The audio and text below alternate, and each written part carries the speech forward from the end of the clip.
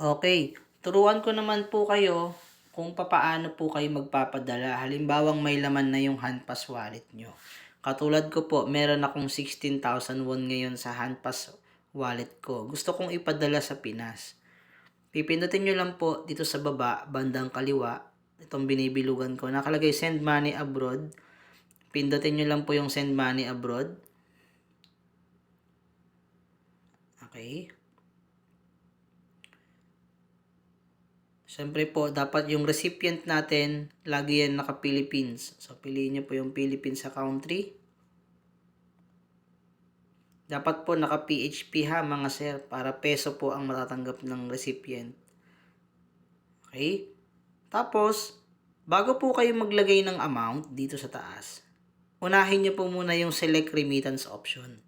Saan nyo po siya ipapadala?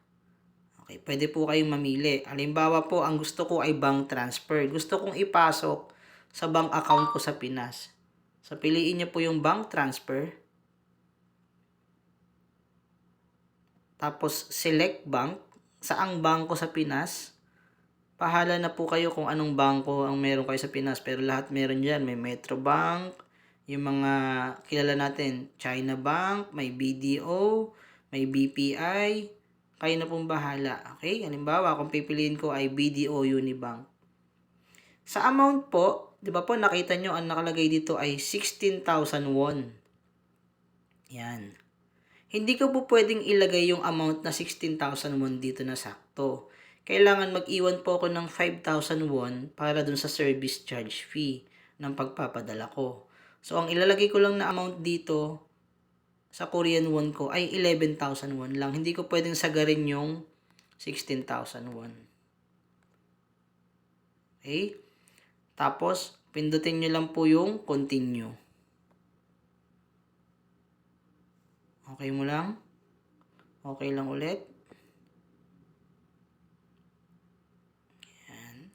Siyempre po, dito sir, ilalagay nyo po yung first name ng recipient, yung middle name, yung last name, yung cellphone number, yung address, tsaka syempre po yung account number, remittance purpose, source of income. Sabihin ko kayo ng sample. Halimbawa, Brian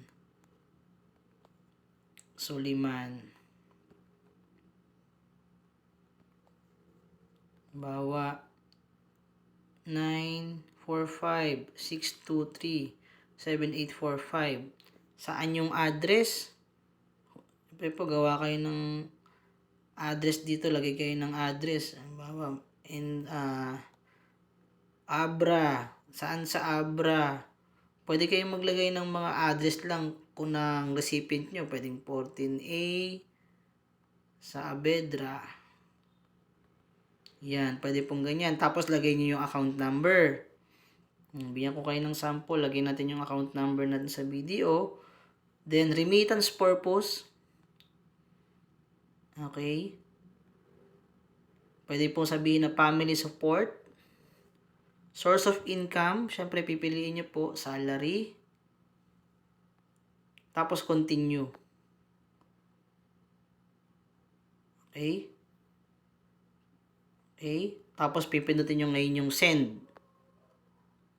Manghihingi po ulit yan ng PIN number. Or lalabas dyan, please enter your PIN number.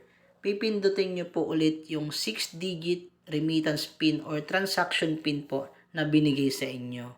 Tapos, magko-complete na po yung transaction. Okay po. Salamat po.